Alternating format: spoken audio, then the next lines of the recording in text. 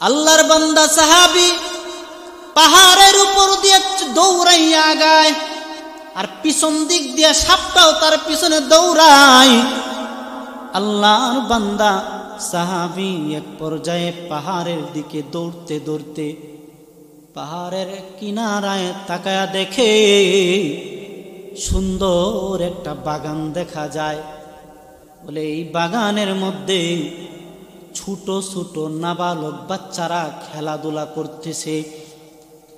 ওই সাহাবীর একটা কন্যা সন্তান ছিল, নাবালক অবস্থায় কন্যা সন্তানটা মারা গিয়েছিল।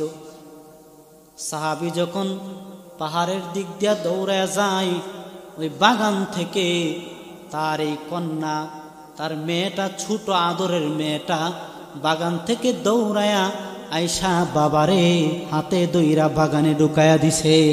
সুবহান। আল্লাহর বান্দা সাহাবী আশ্চর্য হয়ে গেল। আল্লাহর বান্দা সাহাবী বলে, হে মা, তুমি তো মারা গেছো, ও মা তুমি এখন জীবিত কিভাবে হইলা? আল্লাহর বান্দা সাহাবী কন্যা সন্তানটাকে ডাক দিয়ে বলে, মারে তুমি কেমনে জীবিত হইলা, তুমি কেমনে বাঁচলা? আল্লাহর বান্দার কন্যা সন্তানটা বলে, বাবা হে, বলে আমি মৃতই, তুমি স্বপ্নের মধ্যে আছো। বাবা গো, এই যে বাগানটা দেখতেছো জান্নাতি একটা বাগান। বলে নাবালক মুসলমানের যত নাবালক বাচ্চারা ইন্তেকাল করে, নাবালক বাচ্চাদেরকে এই বাগানে হযরত ইব্রাহিম আলাইহিস সালাম কুরআন শিক্ষা দেয়। সুবহানাল্লাহ। ভাইরা আমার, আল্লাহর বান্দি ছোট নাবালক আল্লাহর বান্দি বলে, বাবা গো, ইব্রাহিম আলাইহিস সালাম আমাদেরকে এই বাগানে কুরআন শিক্ষা দে। হে প্রাণের বাবা, তুমি এইখানে কিভাবে আইলা? তখন বাবা সম্পূর্ণ ঘটনা খুইলা বলল, আমার পিছন দিক দিয়া বিশাল বড় একটা সাপ দৌড়ায়, আর সামনে একটা বৃদ্ধ লোক ছিল, বড় সুন্দর দাড়িওয়ালা জুব্বাওয়ালা, তবে বৃদ্ধ লোকটা খুব দুর্বল ছিল। সন্তানটা বাবাকে বলে, বাবা গো, যে সাপটা দেখছো, এই সাপটা হইল তোমার বদ আমল, আর যে বৃদ্ধ লোকটা দেখছো, এই বৃদ্ধ লোকটা হইল তোমার নেক আমল। সুবহানাল্লাহ। বলে যে সাপটা তুমি দেখলা, এই সাপটা হইল বদ আমল। বলে এই বদ আমল তোমার এত বিরাট আকারে হয়ে গেছে। আল্লাহর বান্দি ছোট নাবালক বান্দি বলে, বাবা গো, তোমার বদ আমলটা, তোমার খারাপ আমলটা এত বেশি ছিল, যার কারণে বদ আমলের শক্তিটা বেশি। এই বদ আমলটা সাপ হইয়া তোমারে দৌড়াইছে, আর তুমি যে অল্প অল্প নেক আমল করছো, নেক আমলের শক্তিটা কম, নেক আমল তোমার খুব কম ছিল। বলে এই নেক আমলটা ওই বৃদ্ধ দুর্বল বৃদ্ধ পুরুষটা তোমার নেক আমল। আল্লাহর বান্দা স্বপ্নে দেখতেছে এই ঘটনার সাথে সাথে লাফ দিয়া উঠলো। রাত্রি এখনো শেষ হয় না, মদ পান কইরা যে ঘুমাইছিল, এখন নেশাও ছুটে গেছে। মদ যে পান করছিল, স্বপ্ন দেখা মদের নেশাটাও চলে গেল।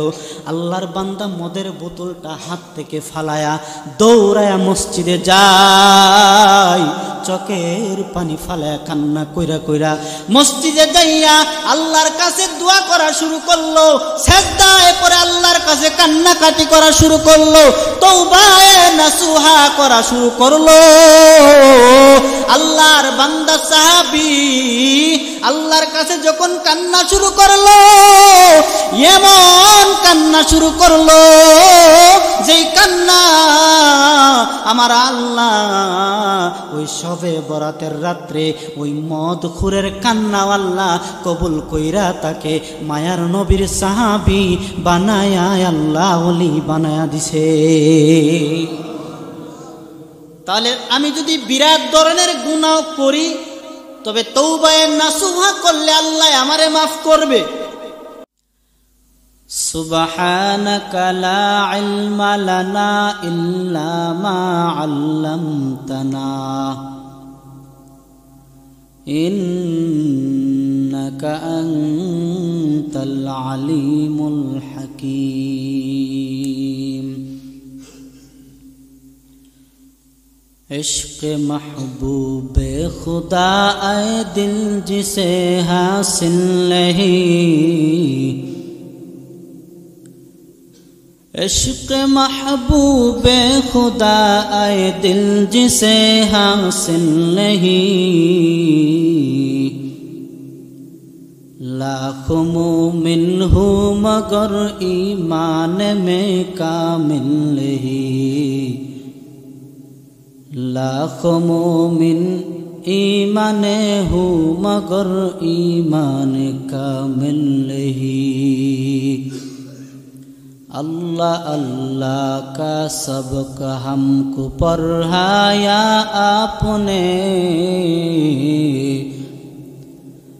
अल्लाह अल्लाह का सबक हमको पढ़ाया आपने, रब से बंदों का ताल्लुक बस लगाया आपने, रब से बंदों का ताल्लुक बस लगाया आपने, कर दिया जंगे उहुद में मुस्तफा दंदा शहीद, कर दिया जंगे उहुद में मुस्तफा शंदा शहीद, ये खिलाफत ये शरीयत हमको मिलने के लिए, ये खिलाफत ये शरीयत हमको मिलने के लिए। अल्हम्दुलिल्लाह, আল্লাহ পাকের দরবারে অসংখ্য শুকরিয়া যে আল্লাহ রব্বুল আলামিন আমাদেরকে এই বরকতপূর্ণ রাতে এমন একটা মজমায় উপস্থিত হওয়ার তৌফিক দিয়েছেন। এজন্য আমরা সকলেই দিল থেকে শুকরিয়া আদায় করি, বলি আলহামদুলিল্লাহ। আজকে দিনটাও গেছে বরকতপূর্ণ দিন, আবার দিনের পরে রাতও আসছে, এমন বরকতপূর্ণ রাত যা আলোচনা হয়েছে পিছনের আলোচনায়, মানে সবে বরাতের ফজিলত মাসালা মাসাইল সবই আলোচনা হয়ে গেছে। এই রাতে আল্লাহ পাক সমস্ত বান্দাদেরকে মাফ করে দেয়, আল্লাহ ঘোষণা করছে। সূর্যাস্তর পর থেকেই আল্লাহ পাক বান্দাদেরকে ডাক শুরু করে, সুবহানাল্লাহ। সূর্যাস্তের পর থেকে আল্লাহ বান্দাদেরকে ডাকে, কে আসো আমার কাছে গুনাহ মাফ করাইবে, আসো। এইভাবে আল্লাহ ডাকতে থাকে। কিন্তু কয়েক প্রকারের লোক আছে আল্লাহ পাক এদেরকে মাফ করে না। ফজিলত বলা হয়েছে, মাসালা মাসাইল বলা হয়েছে, আরো বলা হবে। কিন্তু এ রাতে এমন কয়েক প্রকারের লোক আছে আল্লাহ পাক যাদেরকে মাফ করে না, রহমতের দৃষ্টি দিয়া আল্লাহ তাকায় না। জানা দরকার আছে না? অবশ্যই। এমন একটা রাত আল্লাহ পাক যে রাতে বান্দাদেরকে মাফ করে দেয়, এই রাতেই আল্লাহ রহমত থেকে কয়েক প্রকারের লোক বঞ্চিত থাকে। অবশ্যই জানা দরকার আছে। এই কয়েকটা আলোচনা ইনশাআল্লাহ হবে, অল্প কিছুক্ষণ জিকিরের আলোচনা হবে, পরে ইনশাআল্লাহ আমাদের আজকের মেহমান ঢাকা থেকে উপস্থিত রেস্ট নিতেছে, উনি ইনশাআল্লাহ আলোচনা করবে। তো কয়েক প্রকারের লোককে আল্লাহ তাআলা এ রাত্রে মাফ করবে না, বুঝা শুই না আল্লাহর কাছে মাফ চাইতে হবে। তার মধ্যে 1 নম্বর প্রকার হইল যারা শিরিক গুনাহ করে, মুশরিক যারা, এদেরকে আল্লাহ তাআলা ক্ষমা করে না, আল্লাহর রহমত থেকে বঞ্চিত থাকে যারা শিরিক করে। 1 নম্বর কি? যারা শিরিক করে, মুশরিক। এখন মুশরিকদের মধ্যে আল্লাহর সাথে যারা শরীক করে তারাই তো মুশরিক। আল্লাহর সাথে এক আল্লাহ, ইসলাম ধর্ম ছাড়া যেই বিধর্মী ধর্মগুলো আছে তারা আল্লাহর সাথে অনেক কিছুকেই শরীক করে, যার কারণে তারা একেবারে এমন মুশরিক যে তাদের ঈমানই নাই। কিন্তু আমাদের মধ্যে মুশরিক কে? মুশরিক তো যারা আল্লাহর সাথে শরীক করে, মূর্তিরে শরীক করে, আগুনরে শরীক করে, গরুরে শরীক করে, যে গরুর পূজা করে, চন্দ্রের পূজা করে, চাঁদের পূজা করে, সূর্যের পূজা করে, পানির পূজা করে, এই পূজা সেই পূজা করতেই থাকে। এরা না শিরিক করে, বলে এরা তো হিন্দু বা এরা তো অন্যান্য ধর্ম, এরা তো মাফ চাই না আল্লাহর কাছে। তাহলে আমাদের এই রাত্রিতে এমন কে আছে যে মুশরিক? বলে আমাদের মধ্যে শিরকে সগীর যাকে বলা হয়, আমরা কদমে কদমে শিরকে সগীর গুলা বেশি করি। কাবির না হলেও অনেকেই কাবির কইরা, যেমন মাজারে পূজা করে, মাজারে গিয়ে সাজদা করে, তাহলে এটা কি শিরকে কাবির না? শিরকে কাবির মানে ঈমান চলে যাবে মাজারে সাজদা করলে। এই কপালের মালিক কে? আরো জোরে বলি, মালিক কে? একমাত্র আল্লাহ কপালের মালিক। ভিন্ন কোনো জায়গায় এই কপাল লাগানো জায়েজ নাই, হারাম হারাম হারাম। রাসূল বলেন, দুনিয়ার মধ্যে যদি আমি কোনো মানুষকে বা কাউকে সেজদা করার হুকুম দিতাম, তাহলে সর্বপ্রথম নারীদেরকে, স্ত্রী লোকদেরকে তার স্বামীর পায়ে সেজদা করার হুকুম দিতাম। সুবহানাল্লাহ।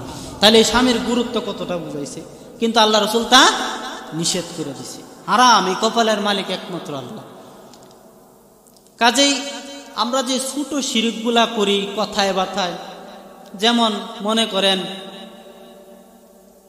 আমি চাকরি করতেছি বা আমরা চাকরি করতেছি, এখন বলতেছি আমার চাকরি আমারে খাওয়ায়, আমার চাকরি আমারে লালন পালন করে, বলে আজকে যদি বেতনটা না পাই শেষ আমি। এরকম চিন্তা আমাদের মাথায় আসে, মুখ দিয়া জবানে বলি, তাহলে এটা বুঝতে হবে এটা শিরকে সগীর হইছে। আমার ভরসা গেল কার উপর? টাকার উপর, চাকরির উপর। ভরসা থাকতে হবে কার উপর? একমাত্র আল্লাহ তাআলার উপর। মুমিনদের কামই হলো আল্লাহর উপর ভরসা করা। আর যারা আল্লাহর উপর ভরসা করে না তারা প্রকৃত মুমিন হতেও পারে না। আমরা এমন পর্যায়ে শিরিক করি, ক্ষেত করছি, এই ক্ষেত যদি দান না হয় তাহলে আমার চলা অসম্ভব। তাহলে আমরা ভরসা করলাম কার উপর? ক্ষেতের উপর। বলে এমন শিরকে সগীরওয়ালা অন্তর থেকে বাদ দিয়া, যা আমার আগে হুজুর যা আলোচনা করেছে, শিরকের তওবার যে 5টা শর্ত, এই শর্তগুলা বুঝা যদি তওবা করতে পারি তাহলে আশা করা যায় আল্লাহ মাফ করতে পারে। 2 নম্বর হিংসা, হিংসুক যারা, হিংসুকদেরকে আল্লাহ মাফ করবে না। হিংসুক, আমি আপনি আল্লাহ এত সুন্দর একটা রাত্রি পাইলাম, হিংসুক, হিংসা করলাম একটু অন্যজনের প্রতি, আরেকজনের বালাই দেখতে পারলাম না, আরেকজন আমার থেকে একটু উন্নত হয়ে যাইতেছে, তাই বলে আমি তার প্রতি হিংসা করলাম, তার কিভাবে ক্ষতি করা যায় এই চিন্তায় লিপ্ত হয়ে গেলাম। এই চিন্তা যার ভিতরে আছে তার ইবাদত, তার আমল আল্লাহ কবুল করবেন। এই জন্য হিংসা মন থেকে ফেলে দিতে হবে, হিংসা করা যাবে না, হিংসুককে আল্লাহ মাফ করবে না। 3 নম্বর মদ পানকারী, মদ খায় যারা, মদখুর যারা, মদ পানকারীদেরকে আল্লাহ আল্লাহর রহমত থেকে বঞ্চিত করে দেয় এই রাতে। যারা মদ পান করে, তবে খাঁটি দিল তওবা করলে বাকিটা আল্লাহর কাছে।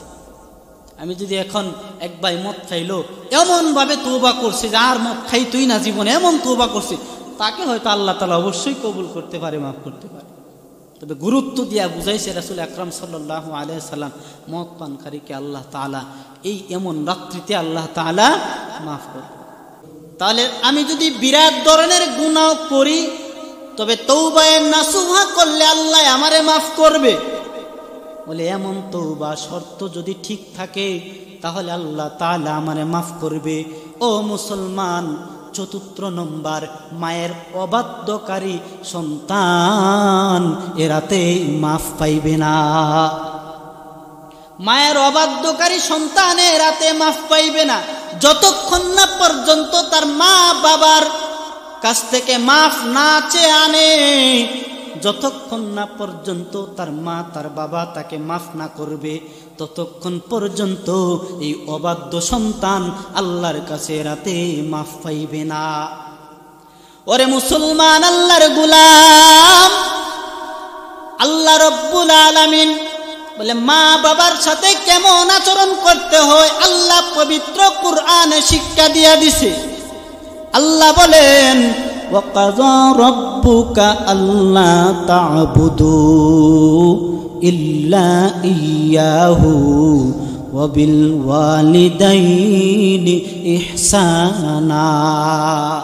আল্লাহ বলে ইহসানা, ওয়া বিল ওয়ালিদাইনি ইহসানা, মা বাবার সাথে সৎ আচরণ করতে হবে। বলে মা বাবার সাথে কেমন সৎ আচরণ করতে হবে আল্লাহ রব্বুল আলামিন পরের অংশে আল্লাহ শিখিয়ে দেয়। ইম্মা ইয়াবলুগান্না ইনদাকাল কিবার আহাদুহুমা আও কিলাহুমা ফালা তাকুল লাহুমা ওয়ালা তানহারহুমা উফফিউ ওয়ালা তানহারহুমা ওয়া কুল লাহুমা কাওলান কারীমা।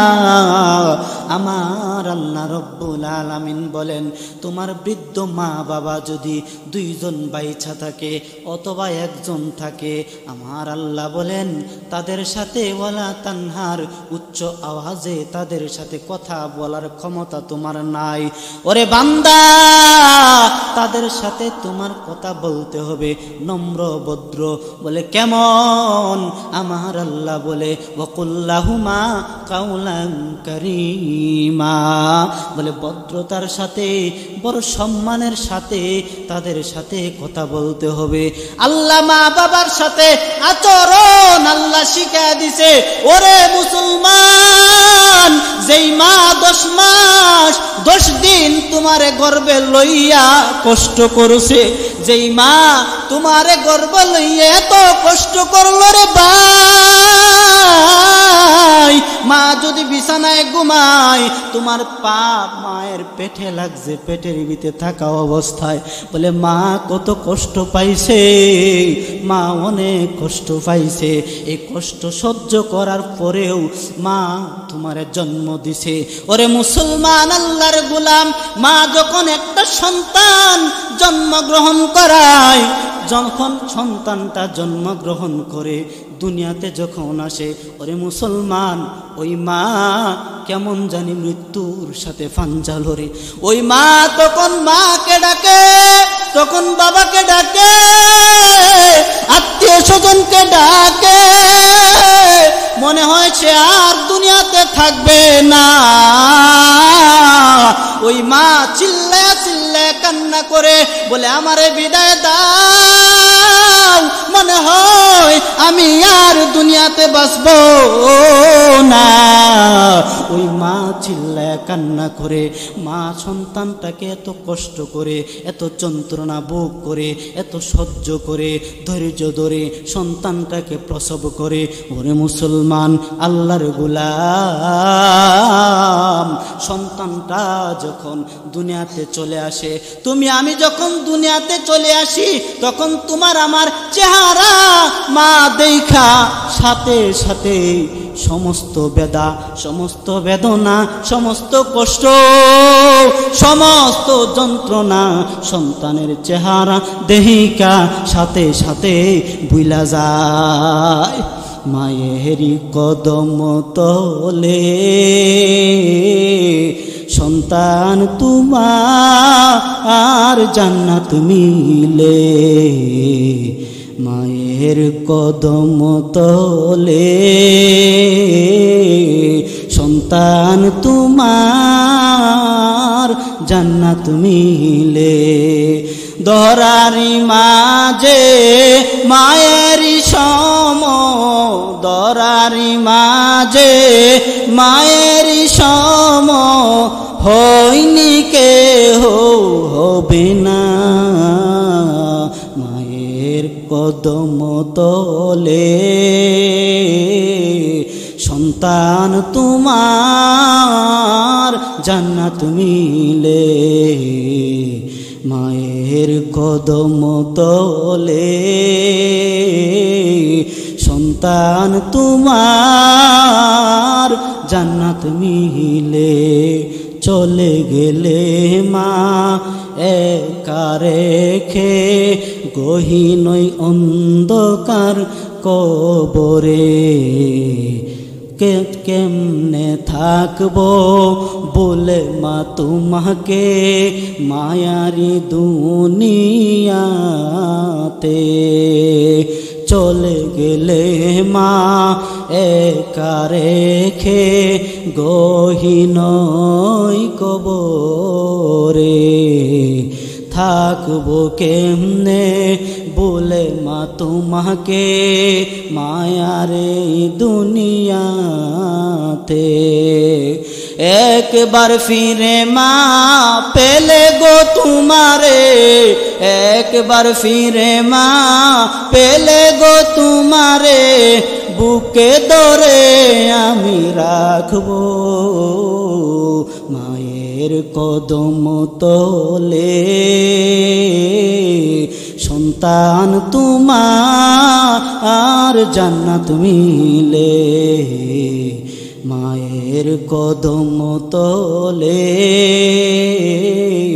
সন্তান তোমার জান্নাত মিলে ওরে মুসলমান আল্লাহর গোলাম ওই মায়ের কদমে আমার আল্লাহ জান্নাত রেখে দিয়েছে ও মুসলমান আজকে রাত্রে আল্লাহ মা বাবার অবাধ্যকারী সন্তানকে আল্লাহ তাআলা মাফ করবে না ও যুবক ভাই কে এমন আছো মায়ের সাথে খারাপ আচরণ করছো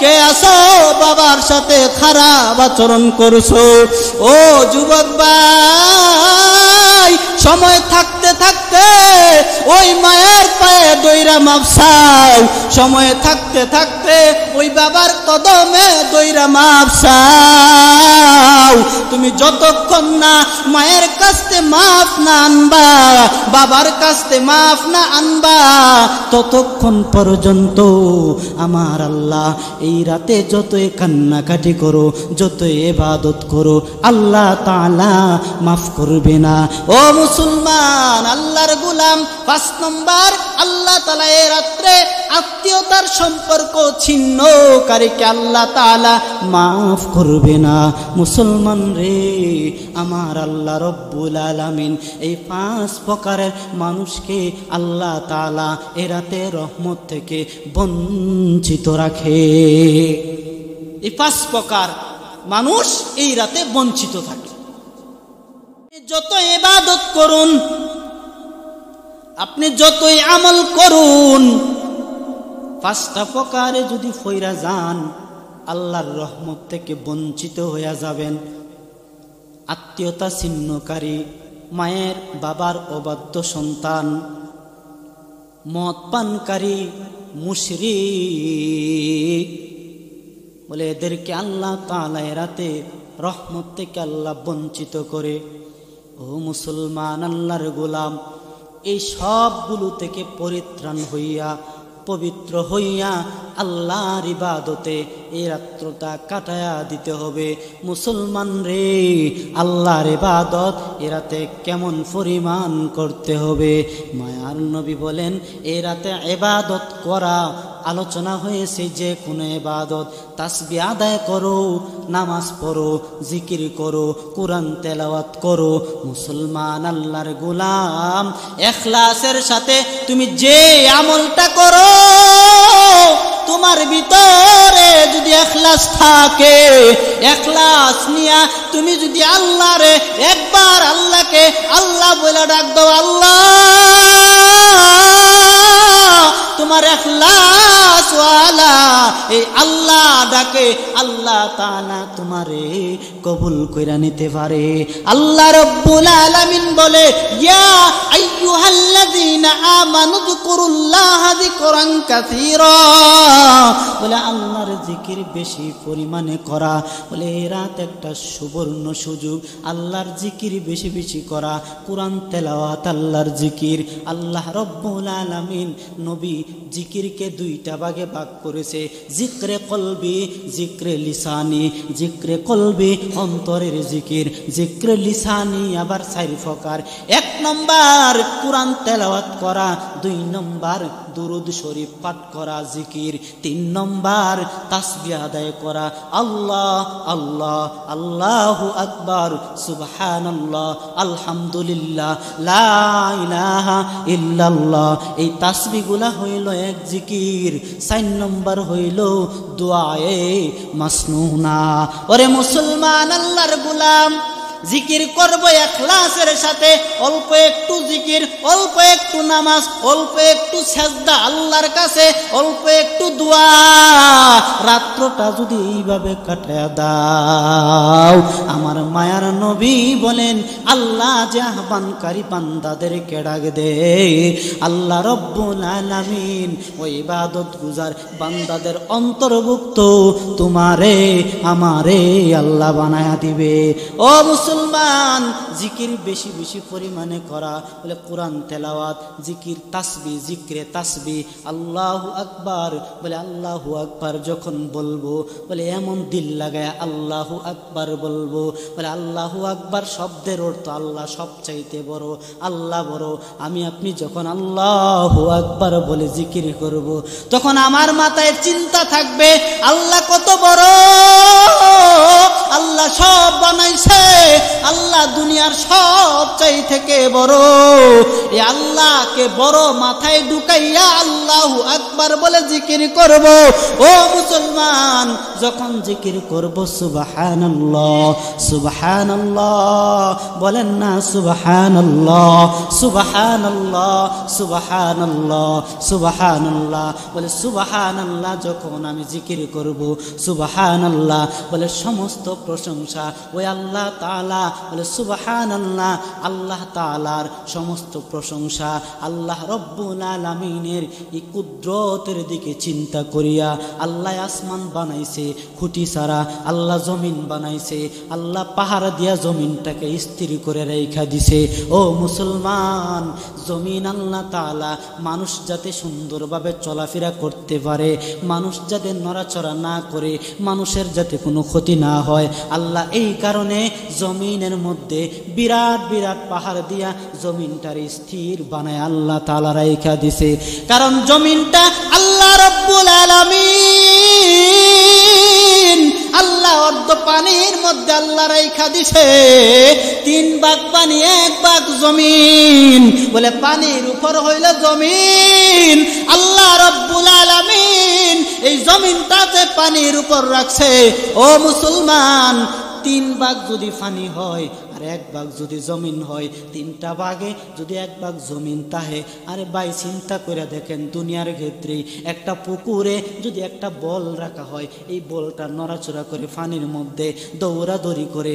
ও মুসলমান, জমিনটাও ঠিক তেমনি ভাবে 3 ভাগ পানির উপরে জমিন, জমিনটাও ফুটবলের মতো এই পানির উপর থাইকা হেলতে দুলতে থাকে।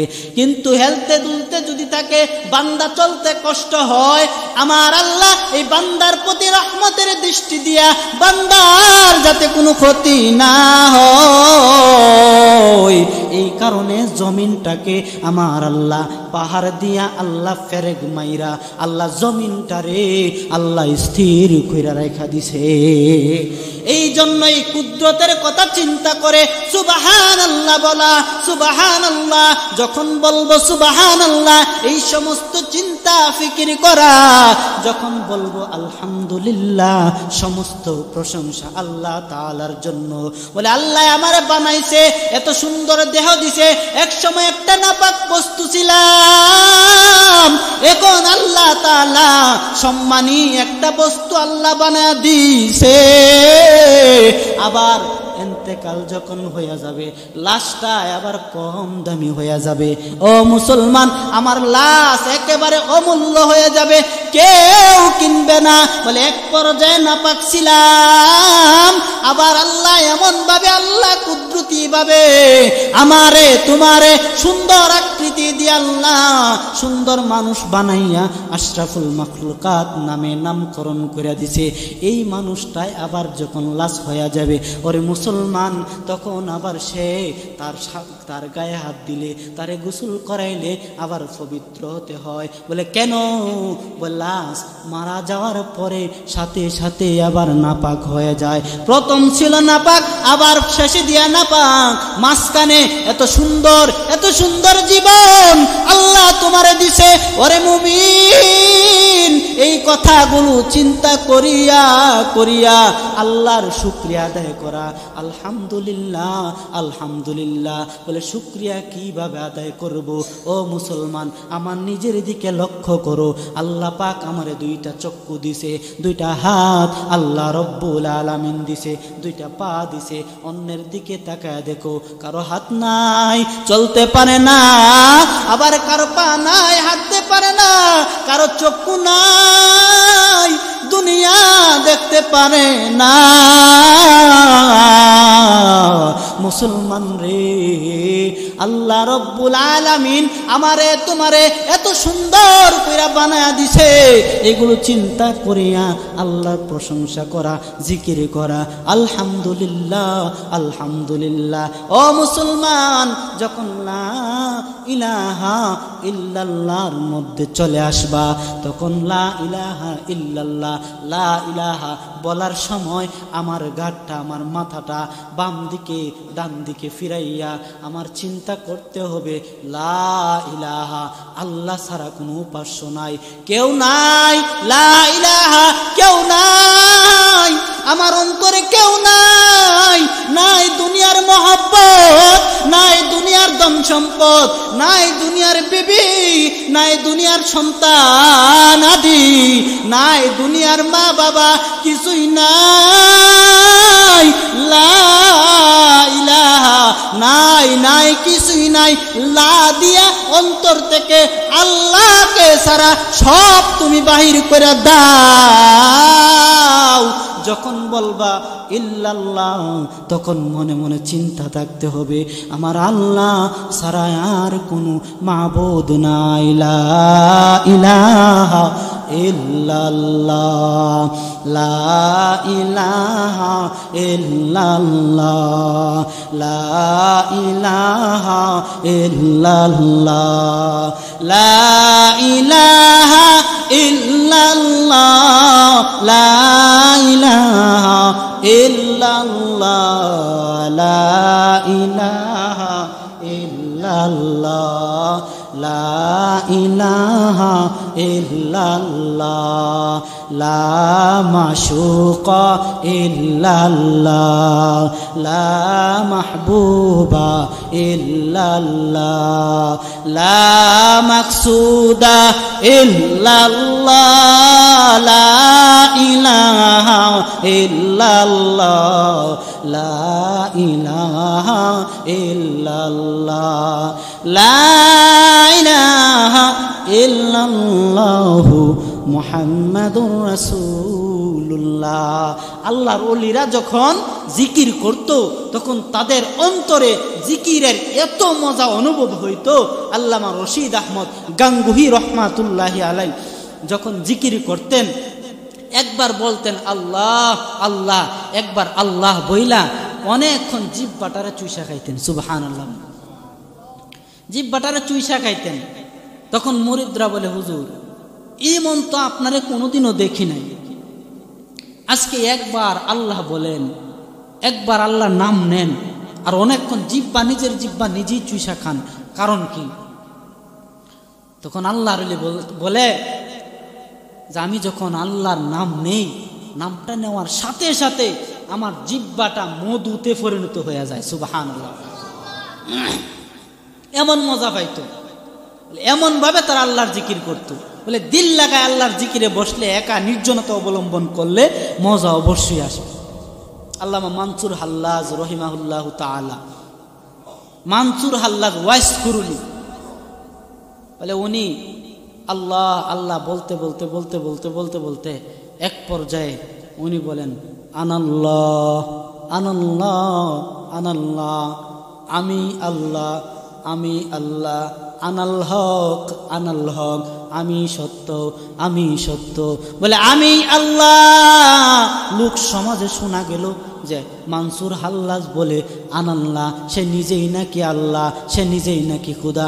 হায় হায় রে, এতদিন সে ইবাদত করছে, ইবাদত করতে করতে এখন নিজেই খুদায়তের দাবি করতেছে। মানসুর হাল্লাজ আল্লাহর ওলি, বলে আমি আল্লাহ আমি আল্লাহ।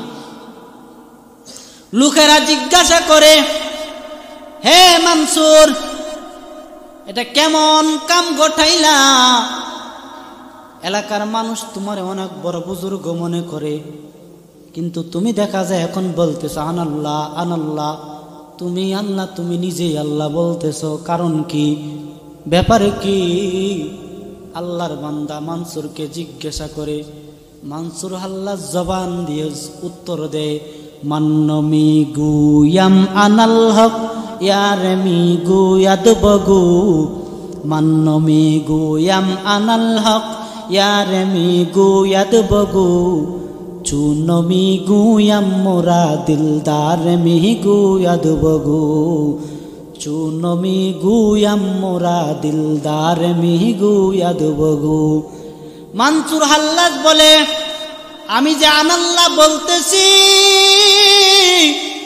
আমি যে আল্লাহ আমি আল্লাহ বলতেছি,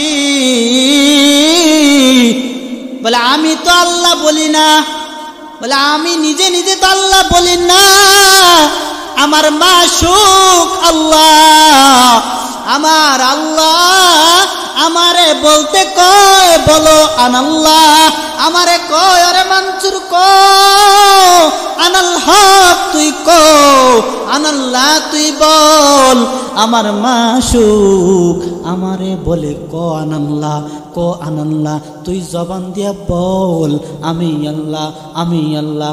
মানসুর বলে, ওরে ভাই আমি তো আনাল্লাহ বলি না,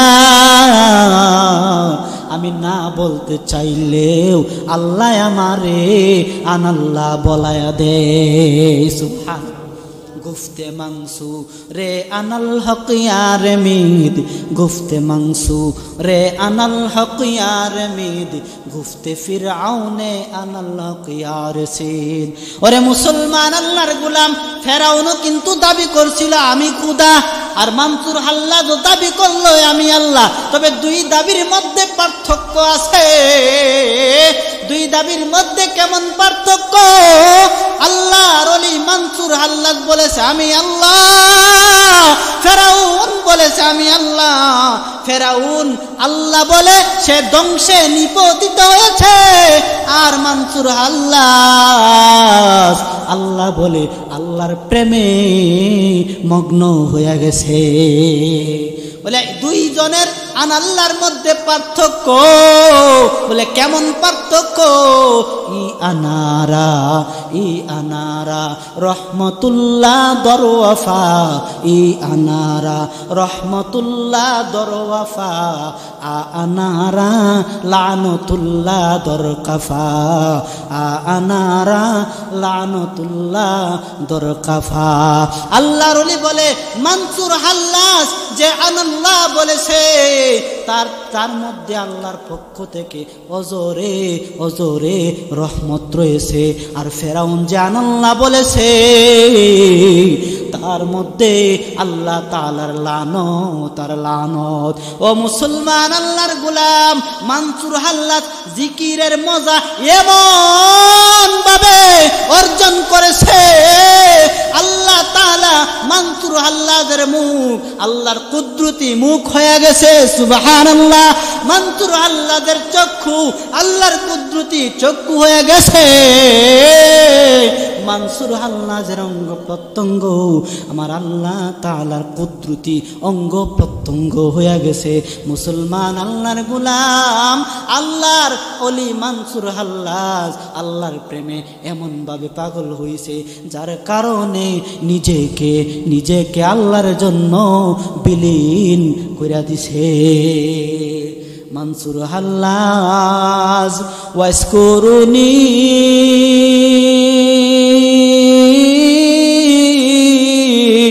দন্ন করলো এ দরনি।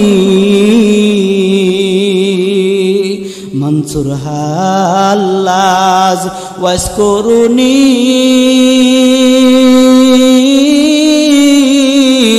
ধন্য করলো এ দরনি।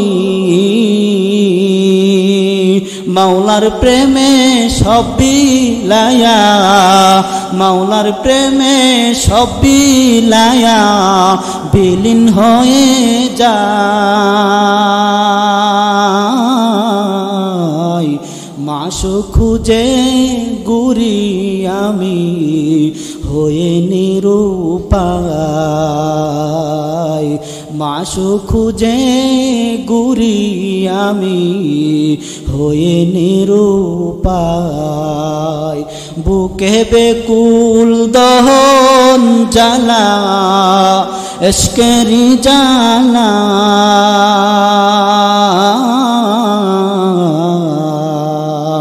মাশূক খুঁজে ঘুরি আমি হয়ে নিরুপায়,